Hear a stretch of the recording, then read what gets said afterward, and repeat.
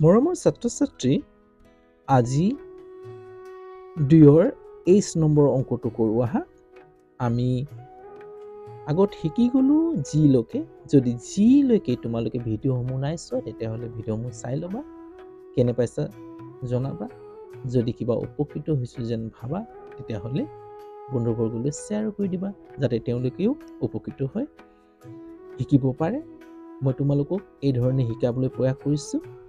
কেনে পাইছা কমেণ্টত জনাবা। তেতিয়াহে মই আকৌ কেনেদৰে শিকাব লাগে তোমালোকৰ পৰা গম পাম, তোমালোকৰ ফিডবেকটো গম পাম।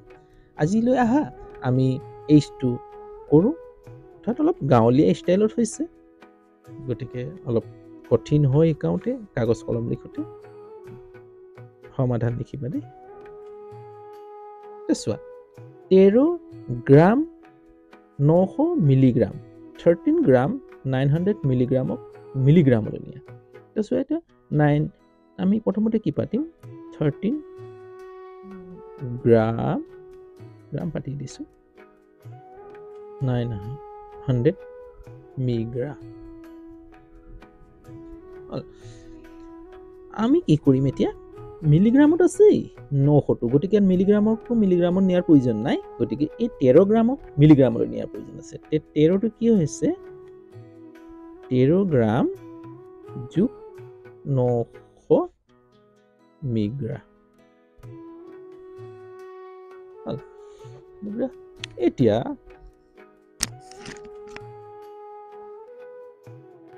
তেৰক আমি কি কৰিব লাগিব, মিলিগ্ৰামত লৈ যাব লাগিব। মিলিগ্ৰামত লৈ যাব হ'লে কি কৰিব লাগিব, আমি যে 1 মিলিগ্ৰাম সমান 1 গ্ৰাম সমান কিমান মিলিগ্ৰাম প্ৰথম জানিব লাগিব। এই সূত্ৰটো চোৱা, মিলিগ্ৰাম 10 মিলিগ্ৰামে 1 চেণ্টিগ্ৰাম, 10 চেণ্টিগ্ৰামে 1 ডেচিগ্ৰাম, 10 ডেচিগ্ৰামে 1 গ্ৰাম। অৰ্থাৎ 1 গ্ৰামত কিমান মিলিগ্ৰাম থাকে এতিয়া চোৱা, 10 গুণ 100, 100 গুণ 1000, 100 লগত 10 পূৰণ কৰিলে 1000 হ'ব। গতিকে 1000 মিলিগ্ৰাম মে 1 গ্ৰাম।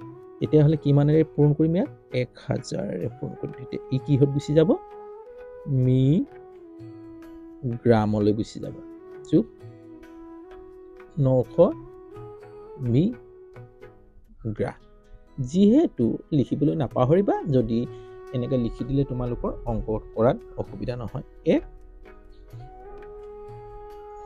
গ্ৰা সমান 1000 মিগ্ৰা, মিগ্ৰা মানে মিলিগ্ৰাম। 1 গ্ৰাম সমান, যিহেতু 1 গ্ৰাম সমান 1000 মিলিগ্ৰাম, তেতিয়াহ'লে 13 এগুণ 13, 1 2 3, 3টা শূন্য পাতি দিবা, 3টা শূন্য হয়, মি গ্ৰা যোগ 900 মি গ্ৰা হ'ল। এতিয়া যোগ কৰি দিয়া, এতিয়া 1300 মিগ্ৰা 900 মিগ্ৰা যোগ কৰি দিয়া। এতিয়া 0 লগত 0 যোগ কৰিলে 0, 0 লগত 0, 9 0, 9 লগত 0 যোগ কৰিলে 9, 13 13 পাতি দিয়া, মিগ্ৰা হৈছে, মিগ্ৰা। তাৰ মানে কিমান পালো আমি, 13,900